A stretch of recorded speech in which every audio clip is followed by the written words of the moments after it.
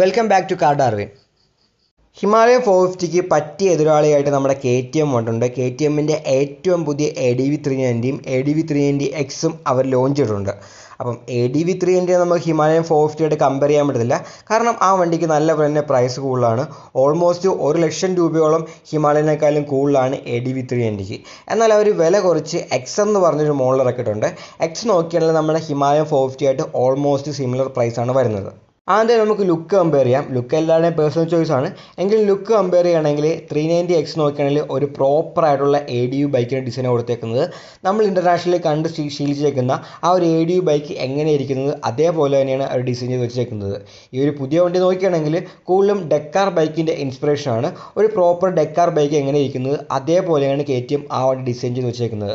ഫ്രണ്ടിലെ head ലാമ്പിൻ്റെ design ആയാലും ഉയർന്ന വിൻവൈസർ ആയാലും ആ ഒരു ഫ്രണ്ടിലെ ബീക്കൊക്കെ ആണെങ്കിലും എല്ലാം നമുക്ക് ആ ഒരു ഡെക്കാർ ബൈക്കിൻ്റെ ഫീലാണ് തരുന്നത്.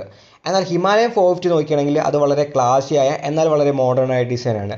പഴയ ആ ഒരു ഹിമാലയൻ്റെ ഡിസൈനൊക്കെ ഇതിൽ അവർ ഇൻസ്പിറേഷൻ കൊണ്ടുവന്നിട്ടുണ്ട്. അതുകൊണ്ട് കുറച്ച് റിട്രോ ലുക്കും തരുന്നുണ്ട്, എന്നാൽ നല്ല മോഡേൺ ലുക്കുമാണ് ആ വണ്ടി വരുന്നത്. വണ്ടി നല്ല വലിയ വണ്ടിയാണ്. കാഴ്ചയിൽ മാത്രമല്ല, നമ്മൾ ശരിക്കും നോക്കിയാൽ അത്യാവശ്യം വലിപ്പം കൂടിയൊരു വണ്ടിയാണ് ഹിമാലയൻ 450 എന്ന് പറയുന്നത്. ഒരു 450cc വണ്ടിയാണെങ്കിലും നമുക്കൊരു വലിയ വണ്ടിയുടെ ഫീല് ആ വണ്ടി തരുന്നുണ്ട്. സീറ്റൊക്കെ നോക്കിയാലും അത്യാവശ്യം വൈഡാണ്. നമ്മുടെ ആ ഒരു 390നേക്കാളും കുറച്ചുകൂടെ വൈഡായിട്ടുള്ള കംഫർട്ടബിളായ സീറ്റൊക്കെ വരുന്നത് ആ ഒരു ഹിമാലയൻ 450ലാണ്. ഒരു ഡെക്കാർ ബൈക്കിൻ്റെ പോലത്തെ, അതായത് നല്ലപോലെ ഓഫ് റോഡ് ഫോക്കസ് ആക്കി ഇറക്കിയ ഒരു ADV ബൈക്കിൻ്റെ ലുക്കാണ് നമുക്ക് 390X വരുന്നതെങ്കിൽ ഹിമാലയൻ 450 നോക്കിയാണെങ്കിൽ നല്ലപോലെ തന്നെ വലിയൊരു ADV ബൈക്കിൻ്റെ ഫീൽ വരുന്ന ആ ഒരു ലുക്കിലാണ് ഹിമാലയൻ 450 റോയൽ എൻഫീൽഡ് ഇറക്കിയിരിക്കുന്നത്. ഹാർഡ്വെയർസ് നോക്കിയാണെങ്കിൽ രണ്ട് വണ്ടിയിലും 43 mm USD ഫോക്കാണ് വന്നേക്കുന്നത്. അതിന് രണ്ട് വണ്ടിക്കും 200 mm ട്രാവലും വരുന്നുണ്ട്. സസ്പെൻഷൻ അഡ്ജസ്റ്റബിലിറ്റി ഒന്നും Xൽ കിട്ടിയിട്ടില്ല, 390ൽ വരുന്നുണ്ട്. എന്നാൽ 390Xൽ ഫ്രണ്ട് സസ്പെൻഷന് അഡ്ജസ്റ്റബിലിറ്റി ഒന്നും അവർ കൊടുത്തിട്ടില്ല. ഹിമാലയനിലും അഡ്ജസ്റ്റബിലിറ്റിയും കാര്യങ്ങളൊന്നും വരുന്നില്ല. ഗ്രൗണ്ട് ക്ലിയറൻസ് നോക്കുകയാണെങ്കിൽ അത് കൂടുതൽ വരുന്ന ഹിമാലയൻ 450ക്കാണ്. 230 mm ഗ്രൗണ്ട് ക്ലിയറൻസ് ആ ഒരു വണ്ടിക്ക് വരുന്നുണ്ട്. എന്നാൽ 390X നോക്കുകയാണെങ്കിൽ 225 mm ആണ് ഗ്രൗണ്ട് ക്ലിയറൻസ് അവർ കൊടുത്തേക്കുന്നത്. പിന്നെ ബ്രേക്സിൻ്റെ സൈസ് നോക്കുകയാണെങ്കിൽ ഹിമാലയ ഫ്രണ്ടിൽ 320 mm റിയറിൽ 270 mm ആണ് ബ്രേക്കിൻ്റെ സൈസ് വരുന്നത്. എന്നാൽ നമ്മുടെ ADV 390 നോക്കുകയാണെങ്കിൽ ഫ്രണ്ടിൽ 320 mm റിയറിൽ 240 mm ഡിസ്ക് വന്നേക്കുന്നത്. അതേപോലെ തന്നെ വീൽസ് നോക്കിയാലും 390ൽ വന്നേക്കുന്നത് ഫ്രണ്ടിൽ 19 ഇഞ്ചിൻ്റെ അലോയ് വീൽസും റിയറിൽ 17 ഇഞ്ചിൻ്റെ അലോയ് വീൽസുമാണ്. എന്നാൽ നമുക്ക് ഹിമാലയ നോക്കുകയാണെങ്കിൽ പ്രോപ്പറായിട്ടുള്ള സ്പോക്ക് വീൽസ് കിട്ടുന്നുണ്ട്. അതായത് ട്യൂബ്ലെസ് ടയർഡ് ആവുന്ന സ്പോക്ക് വീൽസ് കിട്ടുന്നുണ്ട്. 390ലെ ട്യൂബ്ലെസ് ടയറുള്ള സ്പോക്ക് വീൽസ് വരുന്നുള്ളൂ. Xലെ സ്പോക്ക് വീൽസ് അല്ല, അലോയ് വീൽസാണ് അവർ കൊടുത്തേക്കുന്നത്. അതുകൊണ്ട് തന്നെ സ്പോക്ക് വീൽസിൻ്റെ കാര്യത്തിൽ ഒരു മുൻതൂക്കം കിട്ടിയേക്കുന്നത് നമ്മുടെ ഹിമാലയനാണ്.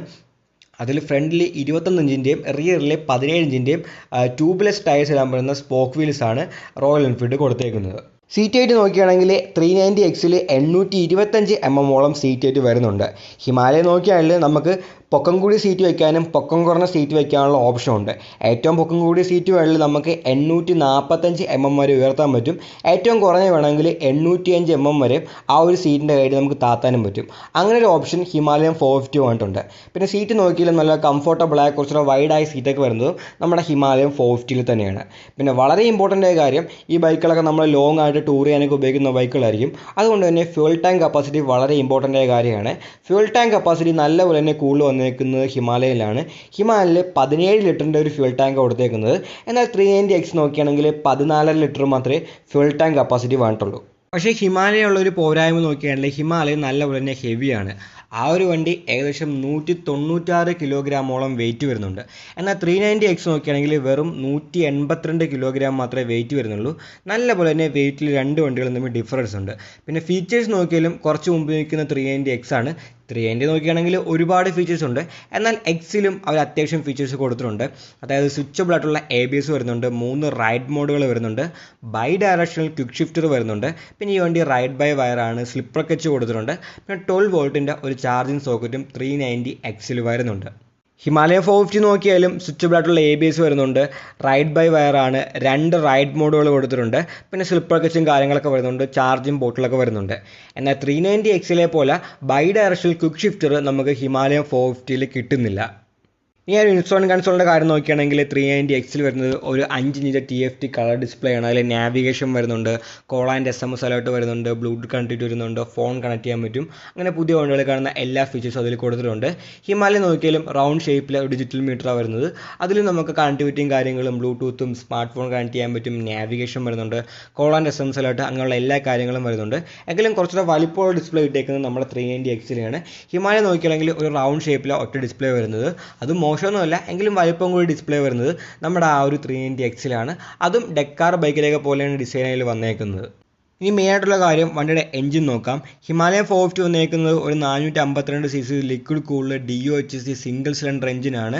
40.2 HP പവർ 8000 RPMലും 40 Nm ടോർക്ക് 5500 RPMലുമാണ് ആ ഒരു വണ്ടി പ്രൊഡ്യൂസ് ചെയ്യുന്നത്. 6 സ്പീഡ് ഗിയർ ബോക്സ് ആണ്, സ്ലിപ്പർ കച്ചും കാര്യങ്ങളൊക്കെ കൊടുത്തിട്ടുണ്ട്. അത്യാവശ്യം നല്ല ടോർക്ക് ആയിട്ടുള്ള ഒരു എഞ്ചിനാണ്.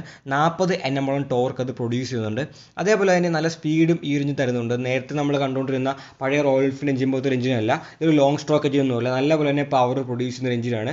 പ്രത്യേകിച്ച് ആ ഒരു 3000 RPM കഴിയുന്നിടത്ത് വണ്ടിക്ക് നല്ല പെർഫോമൻസ് ഉണ്ട്. അതേപോലെ തന്നെ വളരെ സ്മൂത്തായ നല്ല ഹൈ സ്പീഡിൽ നമുക്ക് ക്രൂസ് ചെയ്യാൻ പറ്റുന്ന ഒരു എഞ്ചിനാണ്. വൈബ്രേഷനും കാര്യങ്ങളൊക്കെ നല്ലപോലെ കുറവാണെന്നും പറയുന്നുണ്ട്. 390X എഞ്ചിൻ നോക്കുകയാണെങ്കിൽ 398cc single cylinder liquid cool എഞ്ചിനാണ്. നമ്മുടെ അപ്ഡേറ്റ് ചെയ്ത പുതിയ ഒരു 390ലൊക്കെ വന്ന എഞ്ചിനാണ് ഇപ്പം 390Xലും വന്നേക്കുന്നത്. 46 PS പവറാണ് അത് പ്രൊഡ്യൂസ് ചെയ്യുന്നത്. പവർ നല്ലപോലെ കൂളാണ്. അതും 8500 RPMൽ. ടോർക്ക് നോക്കുകയാണെങ്കിൽ 39 Nm ആണ്, 6500 RPMലാണ് പ്രൊഡ്യൂസ് ചെയ്യുന്നത്. അപ്പോൾ രണ്ട് എഞ്ചിനും തമ്മിൽ കമ്പയർ ചെയ്യുകയാണെങ്കിൽ കുറച്ചുകൂടെ ടോർക്കി ആയിട്ടുള്ള എഞ്ചിൻ നമ്മുടെ ഹിമാലയൻ്റെയാണ്. ഓഫ് റോഡൊക്കെ പോകുന്ന നമുക്ക് ടോർക്ക് വളരെ ഗുണം ചെയ്യുന്ന കാര്യമാണ്. അതുകൊണ്ട് ടോർക്കി ആയിട്ടുള്ള എഞ്ചിൻ വന്നേക്കുന്നത് ഹിമാലയൻ 450ലാണ്. 40 Nm ടോർക്കുണ്ട്.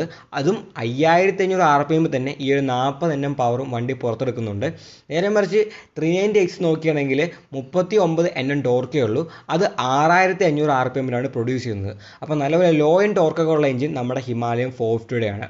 പിന്നെ ഓഫ് റോഡ് പോകുമ്പോഴുള്ള വേറെ അഡ്വാൻറ്റേജ് നോക്കുകയാണെങ്കിൽ ഹിമാലയൻ 450ൽ നമുക്ക് സ്പോക്ക് വീൽസൊക്കെ വരുന്നുണ്ട്.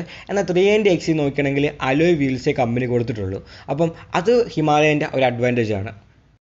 ഇനി നമുക്ക് കുറച്ചുകൂടെ നല്ലപോലെ ഹാർഡ് കോർ ഓഫ് റോഡ് ചെയ്യാൻ പറ്റിയ സ്പോക്ക് വീൽസൊക്കെ ഉള്ള ഒരുപാട് ഫീച്ചേഴ്സുള്ള ADV ആണ് വേണ്ടതെങ്കിൽ 390 അഡ്വഞ്ചർ ഉണ്ട്. 390 അഡ്വഞ്ചർ പക്ഷേ നല്ലപോലെ വില കൂടുതലാണ്. 3.68 ലാക്കാണ് ആ ഒരു വണ്ടിക്ക് വില വന്നേക്കുന്നത്. അത്യാവശ്യം നല്ലപോലെ തന്നെ കൂടുതൽ പ്രൈസ് ആ ഒരു വണ്ടിക്ക് കൊടുക്കണം. അപ്പം ആ ഒരു സമയത്താണ് വളരെ വില കുറച്ച് 390X അവർ ഇറക്കിയിരിക്കുന്നത്. X നോക്കുകയാണെങ്കിൽ 2.91 ലാക്കേ വില വരുന്നുള്ളൂ. എങ്കിലും വിലക്കുറവ് നമ്മുടെ ഹിമാലയൻ 450ക്ക് തന്നെയാണ്. ഹിമാലയൻ 450ക്ക് 2.85 ലാക്ക് മാത്രമേ വില വരുന്നുള്ളൂ. സോ ഈ രണ്ട് വണ്ടിയിൽ ഏത് വണ്ടിയാണ് നിങ്ങൾക്ക് ഇഷ്ടപ്പെട്ടെന്ന് കമൻറ്റ് ചെയ്യുക. ഈ ഒരു വീഡിയോ ഇഷ്ടപ്പെട്ടെങ്കിൽ ലൈക്ക് ചെയ്യുക, നിങ്ങളുടെ അഭിപ്രായങ്ങൾ കമൻറ്റുകൾ രേഖപ്പെടുത്തുക. ഇനി ഇതേപോലത്തെ വീഡിയോകൾ കാണാൻ ദയവായി ചാനൽ സബ്സ്ക്രൈബ് ചെയ്യുക, ആ ബെല്ലൈക്കൻ കൂടി എനേബിൾ ചെയ്യുക. പുതിയൊരു വീഡിയോയുമായി ഉടനെ കാണാം.